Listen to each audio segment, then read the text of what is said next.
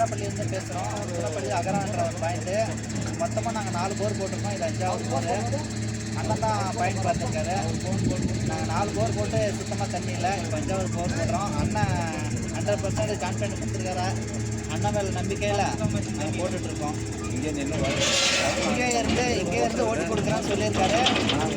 நம்பிக்கையில் நாங்கள் 100% நம்பி போர் போட்டுட்ருக்கோம். இது 5வது பாயிண்ட்டு.